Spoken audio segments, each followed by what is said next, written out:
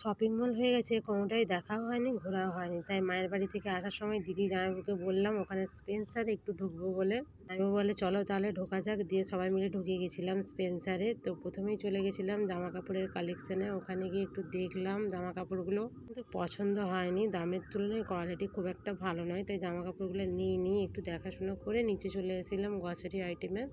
ওখানে এসে দেখলাম কি কি কেনা যায়, আর একটু ভিডিও করে নিলাম যে তোমাদেরকেও একটু দেখে দিই। এখানে অনেক রকমের জিনিস পাওয়া যায় গ্রসারি আইটেম থেকে। আমার মেয়ে ছেলে বলে কোক কিনবো, ওরা কোকের বোতল দুটো নিয়ে নিল, আমিও একটা স্প্রাইটের বোতল নিলাম। দিয়ে ভাবলাম কি খাওয়া যায় এখানে। তারপরে আইসক্রিম নিলাম সবার জন্য, আইসক্রিমটা প্যাক করে চলে গেছিলাম বিল কাউন্টারে। ওখানে তোমার দাদাভাই বিল করছে জিনিসের, আমরা দাঁড়িয়ে দাঁড়িয়ে ছবি তুলছিলাম আর দেখছিলাম। দিয়ে ও লাইন দিয়ে দাঁড়িয়েছিল। দিয়ে যে এখানে সব কেনাকাটা কমপ্লিট হয়ে গেছে। এবার বেরিয়ে পড়লাম আমরা। বাইরে এসে দাঁড়িয়ে আইসক্রিমটা খেয়ে নিলাম, তার মধ্যেই গলে গেছে আইসক্রিমটা। খাওয়া দাওয়া করে বাড়ি চলে এলাম সবাই।